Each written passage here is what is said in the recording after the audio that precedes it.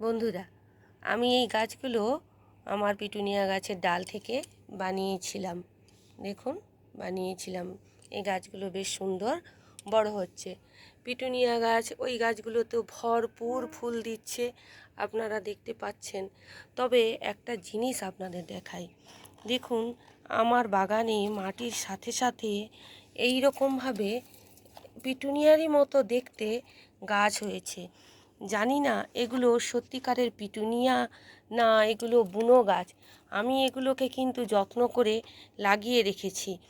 এইগুলো পিটুনিয়া না বুনো গাছ, এগুলো যদি আপনারা কেউ জেনে থাকেন আমাকে একটু কমেন্ট করে জানাবেন।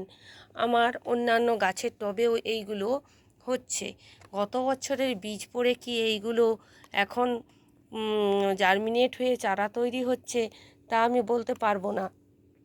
দেখুন, গাছগুলো দেখতে কিন্তু অবিকল পিটুনিয়া গাছেরই মতো। তা দেখা যাক এইগুলো বড় হয়ে ফুল দেয় কি না। তাই আমি এগুলোকে এইখানে পিটুনিয়ার সঙ্গেই রেখেছি, যাতে বড় হয় এবং পরিচর্যা করলে হয়তো এখান থেকে ফুল হবে। এটা বুনো গাছ না পিটুনিয়া গাছ, ফুল হলে তবেই আমরা বুঝতে পারবো, না হলে তো বুঝতে পারবো না। সেই জন্য একে আমি যত্ন করে লাগিয়ে রেখেছি। আমার আরেকটি লেবু গাছের মধ্যেও হয়েছে। তা দেখলাম যে এগুলো পিটুনিয়া কিনা, তো সেই জন্য আপনাদের কাছে আমি একটু সাহায্য চাইলাম।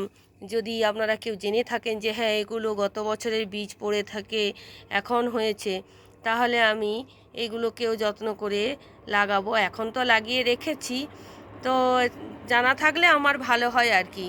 যারা জানেন তারা আমাকে কমেন্ট করে জানাবেন। আর আমার বাগানটা আরেকবার আপনাদের দেখিয়ে দিই। এই পড়ন্ত বিকেলের দিকে আমি এসেছি ছাদে একটু রোদের উষ্ণতা নেওয়ার জন্য।